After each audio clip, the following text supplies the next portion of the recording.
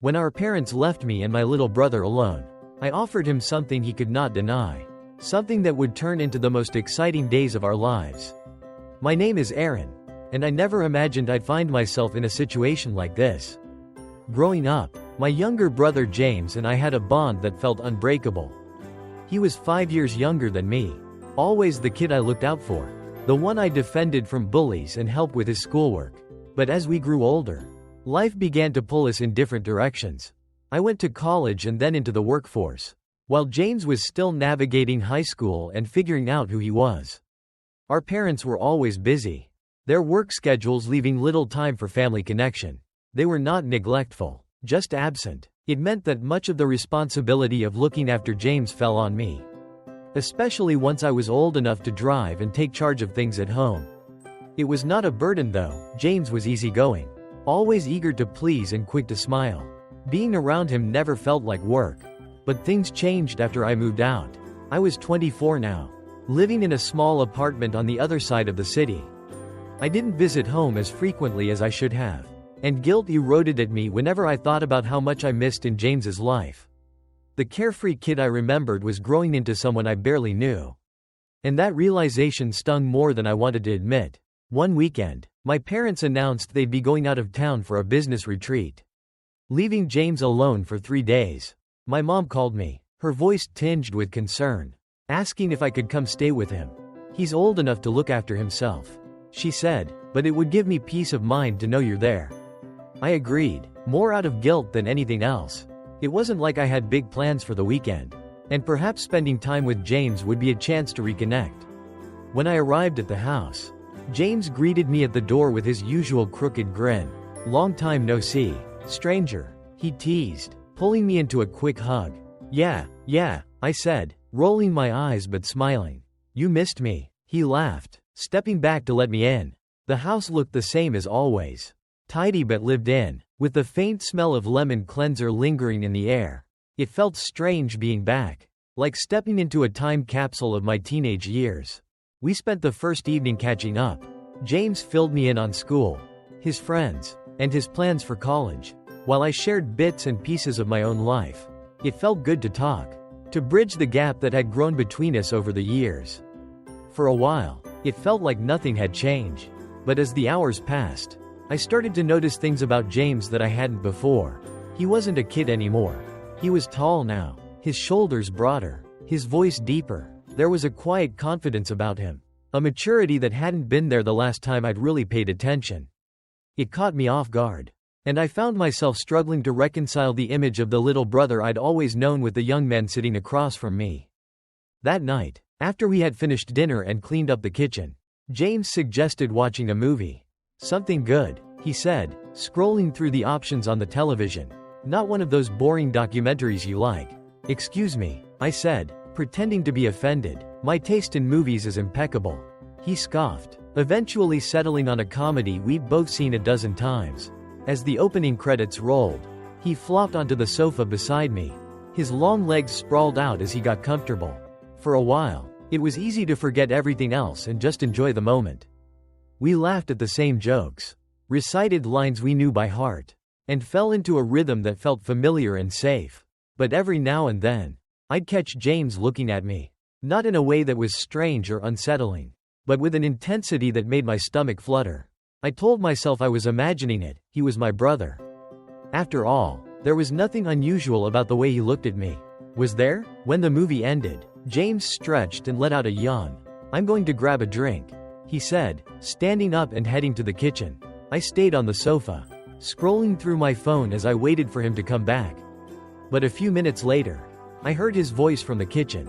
"Hey, Aaron, you want something?" "Sure," I called back. "Surprise me." When he returned, he was carrying 2 glasses of soda. He handed one to me before sitting back down.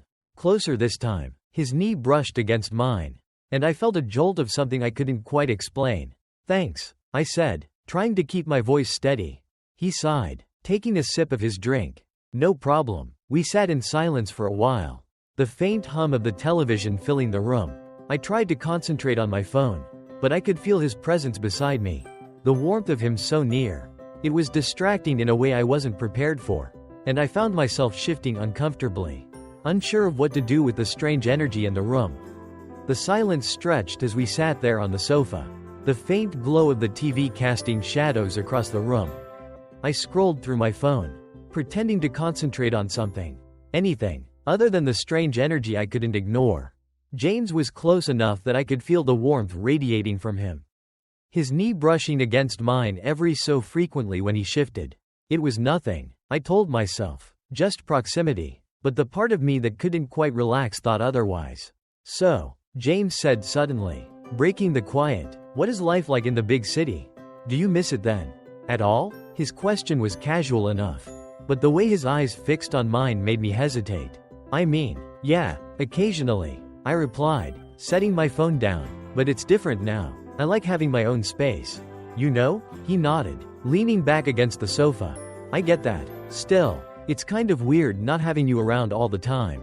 The house feels quieter without you." I smiled softly, unsure how to respond. "Well, I miss being here occasionally," I admitted, "but things change. People grow up." "Yeah," he said, his voice softer now. "I guess they do." There was something in his tone. Wistful perhaps. That made my chest tighten. I glanced at him out of the corner of my eye, noting the way he looked deep in thought. His brow furrowed slightly. It was a look I hadn't seen on him before, and it made him feel older, even more serious. For a moment, I saw him not as my little brother, but as a person in his own right, someone with his own struggles and complications. The realization unsettled me, and I shifted slightly, breaking the moment. "Well," I said, trying to keep my tone light, "you'll be out of here soon enough. College, new friends, a whole new life." "Perhaps," he said, shrugging, "but it's not the same. You were always the one I could talk to.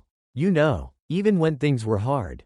"Hard?" I echoed, wondering. "What do you mean?" He hesitated, his eyes darting to the floor before meeting mine again. "Just, after Dad started working so much and Mom was always busy. It felt like I was on my own a lot. But you were always there. You made it easier." My heart ached at his words, guilt washing over me in waves. I hadn't realized how much my absence had affected him, how much he had relied on me without ever saying so. "I'm sorry, James," I said softly. "I didn't know you felt that way." He sighed again, a small smile tugging at his lips. "It's not your fault. You had your own stuff to deal with. But I'm glad you're here now." "Me too," I said, reaching out to squeeze his shoulder. "And I'm always here if you need me. You know that, right?" "Yeah," he said, his smile widening. "I know." For a moment, everything felt normal again, comfortable, easy. But as my hand lingered on his shoulder, I became acutely aware of the tension in the air. The way his gaze seemed to soften as it met mine. I pulled my hand back quickly, my cheeks flushing as I turned away. "Anyway," I said, clearing my throat, "we should probably get some sleep. It's getting late." "Yeah," he agreed, standing up and stretching. "Good idea." He headed toward the stairs, pausing at the bottom to look back at me. "Good night, Aaron." "Good night," I replied, forcing a smile as he disappeared upstairs. I let out a breath I hadn't realized I'd been holding. My thoughts were a jumbled mess, and I couldn't shake the feeling that something had shifted between us, though I couldn't quite put my finger on what it was. I turned off the television and headed to the kitchen to wash out my glass. The house was quiet now, the faint hum of the refrigerator the only sound breaking the stillness. I gazed out the window for a while, watching the shadows of the trees sway in the moonlight, my mind wrestling with thoughts I couldn't untangle. When I eventually made my way to bed, sleep didn't come easily. I lay awake for what felt like hours, staring at the ceiling and trying to make sense of the strange tension that had settled over the house. James's words, his longing looks, the way he had spoken to me, it all felt significant. Though I couldn't explain why. But I knew for a fact that something was going to happen. And eventually I would find out I was right. The next morning, I woke to the sound of faint music drifting up from the kitchen. I sat up, groggy and disoriented, and checked the time. It was later than I'd thought, the sun already high in the sky. I got dressed quickly and headed downstairs, following the sound of the music. James was in the kitchen, humming along to a song on the radio as he made breakfast. He was wearing a simple t-shirt and sweatpants, his hair slightly messy from sleep. He looked so much like the kid I used to tease and take care of. But at the same time he didn't. He was older now, more self-assured, and it caught me off guard. Morning, he said, glancing up as I walked in. I made eggs. Want some? Sure, I said, sitting down at the table. Thanks. He set a plate in front of me and sat down across from me, his easy smile making it hard to stay in my head. For a while, we ate in comfortable silence, the warmth of the sun streaming through the windows and casting a golden glow over the room. This is nice, James said suddenly, breaking the short quiet. Having you here, it feels like old times. Yeah, I said, smiling. It does. But even as I said it, I couldn't shake the feeling that things weren't the same. The comfortable familiarity of our relationship had been replaced by something I couldn't quite name. Something that made my chest tighten and my thoughts race. And as much as I tried to push it away, I knew it wasn't going. The morning drifted by in a haze of routine. But the underlying tension between James and me lingered. He seemed more relaxed than I was, humming along to the radio as he cleaned up the kitchen, while I busied myself with small tasks to avoid thinking too much. It felt like every look, every word carried a weight I couldn't ignore. By the time lunch rolled around, I was restless. James suggested watching another movie, but I wasn't in the mood to sit still. Why don't we go for a walk? I suggested, hoping the fresh air would clear my head.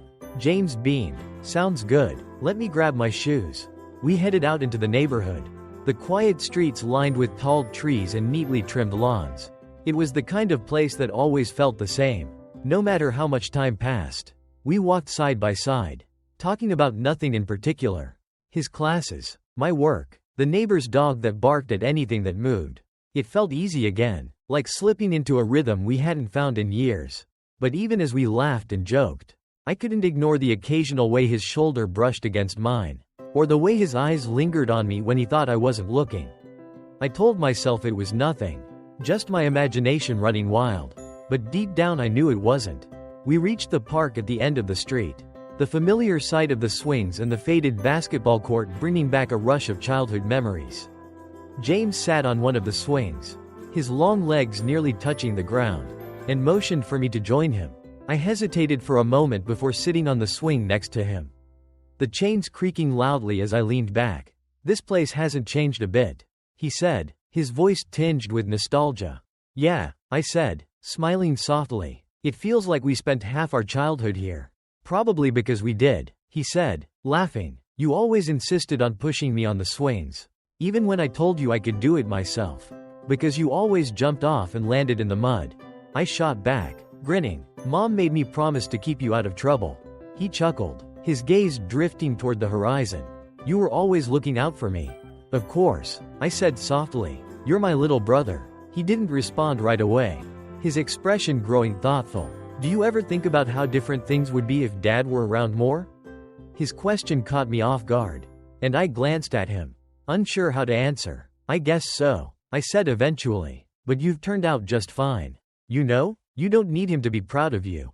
His eyes met mine, and for a moment the vulnerability in his gaze made my chest pang. Thanks, he said softly. That means a lot. We sat there in silence for a while.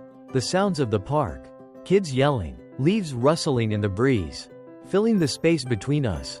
It was a peaceful moment, but the tension from before still lingered just beneath the surface. Eventually, James stood up, brushing his hands against his jeans. We should head back, he said. It's starting to get chilly.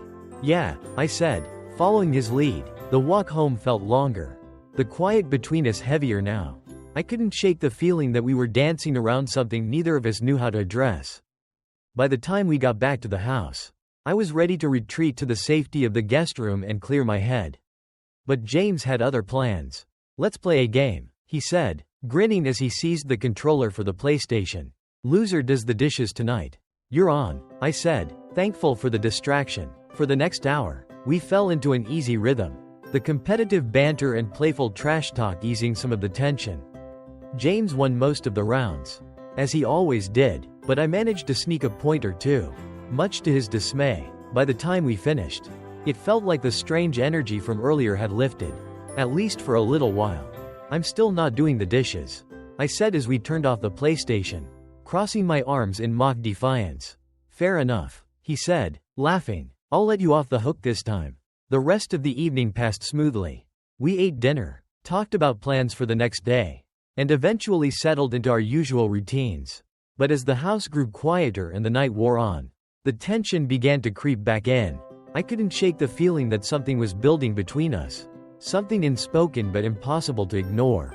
But late that night, as I lay in bed staring at the ceiling, something unexpected happened. I heard the soft creak of the floorboards outside my room. My heart jumped, and I sat listening intently as the steps grew closer. Then came the knock. "Aaron?" James's voice was quiet, hesitant. I sat up, my pulse racing. "Yeah? Can I come in?" he asked. I hesitated, glancing at the clock. It was late, and the house was silent except for the faint hum of the refrigerator downstairs.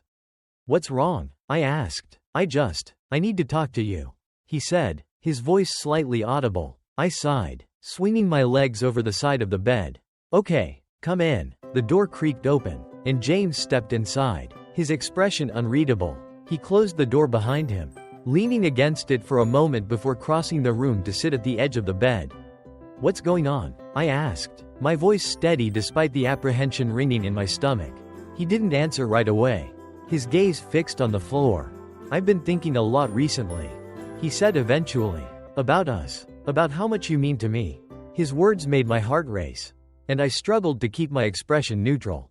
"James, you're my brother," I said carefully. "Of course we mean a lot to each other.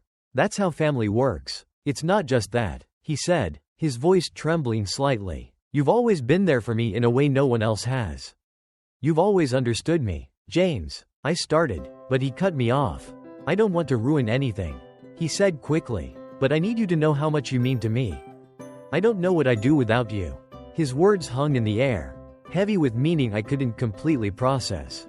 I stared at him, my thoughts racing as the unspoken tension between us finally came to a head.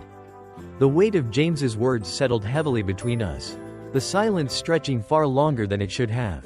I opened my mouth to say something, anything, but nothing came out. His gaze remained fixed on me, vulnerable and searching, and I could feel the walls I'd carefully built over the years beginning to crack. "James," I said eventually, my voice soft but firm, "I don't think you realize how hard this is for me to hear." He lowered his brows, furrowing as he shook his head. "I'm not trying to make things harder for you," he said. I needed to say it, to get it out." I exhaled deeply, running a hand through my hair as I tried to gather my thoughts. "You mean a lot to me too," I said carefully, "but we're siblings, James. We've always looked out for each other because that's what family does." "It's more than that," he said, his voice trembling. "You know it is." I shook my head, my chest tensing. "You're just confused," I said, though the words felt hollow even as I spoke them. "We've both been through a lot, especially with Mom and Dad being gone so much. It's natural to feel closer because of that." "It's not confusion," he said, his voice steadier now. "It's how I feel, and I know it's not normal, but I can't pretend it doesn't exist." I stood up from the bed, pacing the small room as I tried to process everything. My thoughts were a jumbled mess, torn between wanting to console him and the undeniable sense that something had gone terribly wrong.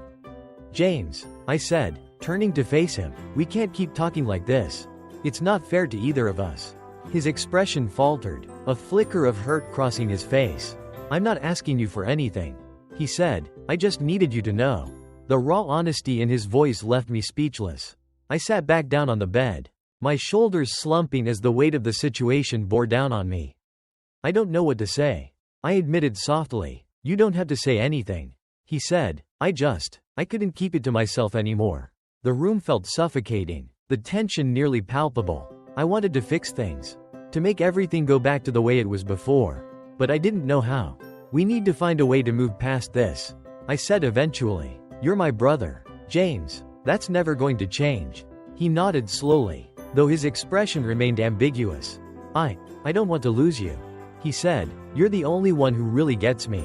"You're not going to lose me," I said forcefully, "but we need to set boundaries. This isn't something we can dwell on." The silence that followed was heavy but necessary. James stood up after a moment, his movements slow and deliberate. "I'm sorry," he said, his voice slightly audible. "I didn't mean to make you uncomfortable." "I know," I said, my tone soft, "and I'm not angry with you. But we need to be careful, James, for both our sakes." He nodded again, lingering by the door for a moment before eventually stepping out. The soft click of the door shutting behind him felt like a release.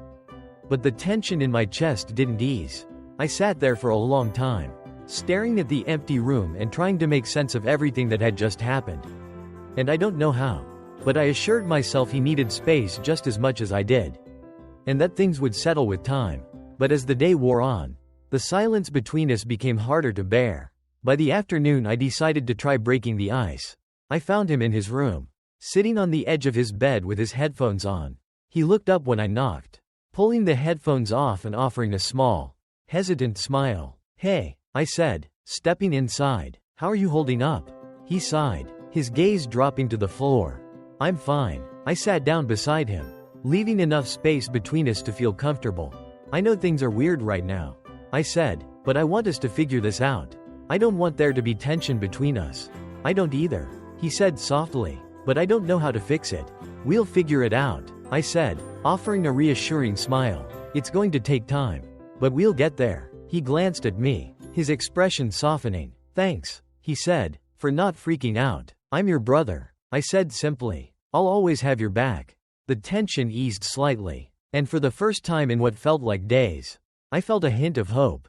We talked for a while longer, steering the conversation toward lighter topics: school, friends, and the upcoming weekend. By the time I left his room, the weight on my chest had lifted, if only slightly. But as the house grew quiet again that night, I couldn't shake the feeling that things weren't truly resolved.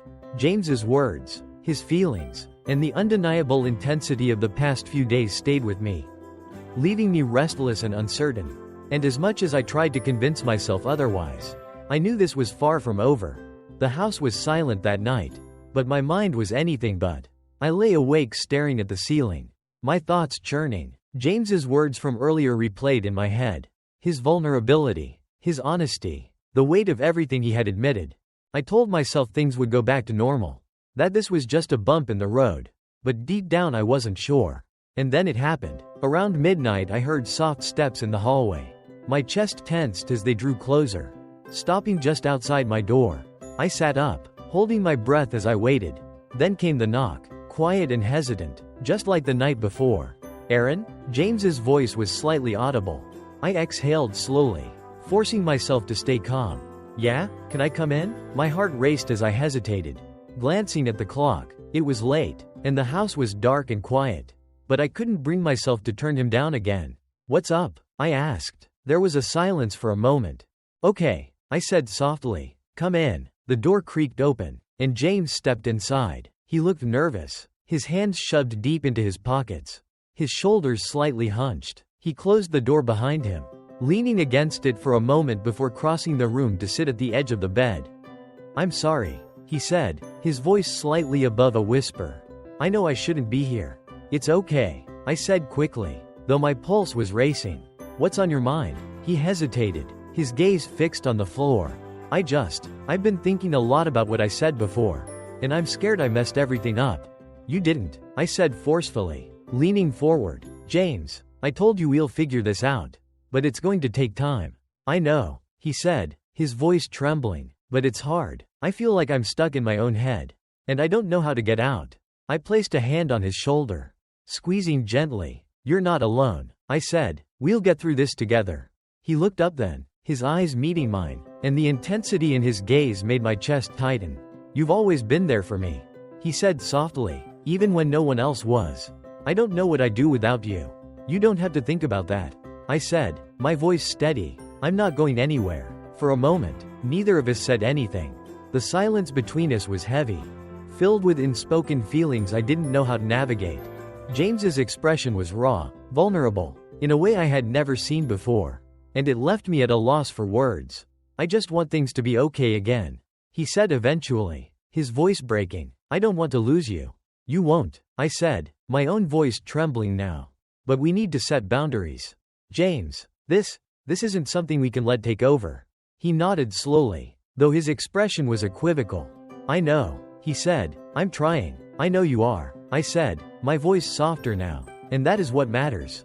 The tension in the room shifted slightly, not fading, but settling into something less suffocating.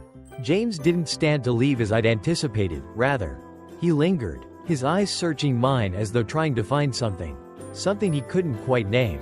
"James," I said after a moment, my voice quiet but steady. "We can't keep circling around this. It's not healthy for either of us." "I know," he said again, his tone nearly a whisper. "But I don't know how to let it go." His honesty was disarming, and I found myself leaning forward slightly, as if closing the physical space between us might somehow bridge the emotional gap as well. "Perhaps," I said carefully, "you need to face it head on." He lowered, confusion fluttering across his face. "What do you mean?" I hesitated, my heart pounding as I considered my words. "Maybe," I said slowly, "the only way to move past something is to stop running from it. To acknowledge it completely." His aspect held line, his brow burrowing as he reused what I was saying. "Are you saying?" "I am saying," I intruded gently, "that perhaps you need to stop bottling everything up. To let yourself feel it so you can eventually let it go." His eyes widened slightly, consummation forming on him. "Aaron, it's okay," I said vocally, reaching out to place a hand on his. "It's just a moment, nothing more." He didn't move for a long moment, his gaze fixed on mine, the weight of the room pressing down on us and also tentatively. He leaned in, our lips met compactly, just the lightest encounter, tentative and filled with the weight of implied feelings. It was over nearly as snappily as it began, leaving the air between us heavy with silence. James pulled back, his expression an odd mixture of shock and query. I am sorry," he stammered, his voice pulsing. "I did not mean." No, James, do not worry," I offered it myself. I said. He looked me in the eyes for an alternate, not saying anything. "Damn, I had quite a handsome brother. I relatively liked it." I continued. "Do it again." With a little vacillation he leaned in again and we kissed formally again, this time heavier, as if we were both experimenting with what the lines. Nearly as snappily as it began, leaving the air between us heavy with silence. James pulled back, his expression a strange mixture of shock and query. I'm sorry," he stammered, his voice pulsing. "I didn't mean." No, James, don't worry," I offered. "It's okay. It was me." He looked me in the eyes for a moment, not saying anything. "Damn, I had quite a handsome brother. I relatively liked it," I continued. "Do it again." With a little vacillation, he leaned in again, and we kissed formally again, this time heavier, as if we were both experimenting with what the lines were. Ultimately, we stopped for an alternate, and I moved my hand to a certain place, initiating commodity way beyond the boundaries. Full of unbelief, he looked me in my eyes. And without a word, I did it. I went further. We both went further. And what we did was crazy, I have to admit, but it was good. So good it was amazing. Ultimately, when we both had finished, we lay down there, realizing what had just happened. "Wow," James said, breaking the silence. "I do not know what to suppose of it actually." "It's okay," I said snappily, cutting him off. "It's done. Now we can move forward." He looked at me, his eyes filled with questions. But he did not say anything. Sluggishly, he stood, his movements careful, as however hysterical to disturb the fragile peace we would set up. "Good night, Aaron," he said still. "Good night," I replied, watching as he left the room. When the door clicked shut behind him, I let out a shaky breath. My study's a whirlwind of feelings. The moment had been transitory, but it felt significant, a line crossed, but maybe one that would allow us both to find clarity. I didn't know what the future held, but for the first time in days, I felt a hint of stopgap that we could navigate it together. The coming morning, the house felt lighter ever. James joined me for breakfast, his address more relaxed than it had been in days. We talked about plans for the day, the discussion easy and comfortable. It felt like a step in the right direction, and I cleaved to that stopgap as the hours passed. When it was eventually time for me to leave, James walked me to the door. Josh was not home yet, but that felt like a blessing in disguise. This was commodity I demanded to handle on my own. "Thanks for staying, James," said, his smile soft but genuine. "It meant a lot." "I am glad I did," I said, "and I will be back soon." "Okay, we'll keep talking. We'll figure it out." He jounced, his expression hopeful. "Yeah, we will." As I drove down, the house grew lower in the rearview glass. But the weight of everything that had happened stayed with me. The days ahead would be delicate, I knew, but for the first time in a while, I felt like we were on the right path. And that was enough. Back at my apartment, life proceeded its usual meter. But the memory of that night stayed with me. I set up myself allowing about James more frequently than I watched to admit. Wondering how he was managing. Whether he'd set up the clarity he demanded. Many weeks laterally he texted me. Hey, just wanted to say thanks again. Effects feel clearer now. I am doing okay. I goggled at the communication for a long time before replying. I am glad. Take it one step at a time. Okay? I am always then if you need me. His response was simple. I know. I will be fine. It was not check. Not exactly. But it was a step forward. And for now that was enough. Enough still. Till this day. I'm not so sure what to suppose of it. I am curious what other people suppose of it okay. What I've done. What we've done. Should I feel shamefaced? Please let me know in the commentary. It would help me a lot. Thank you.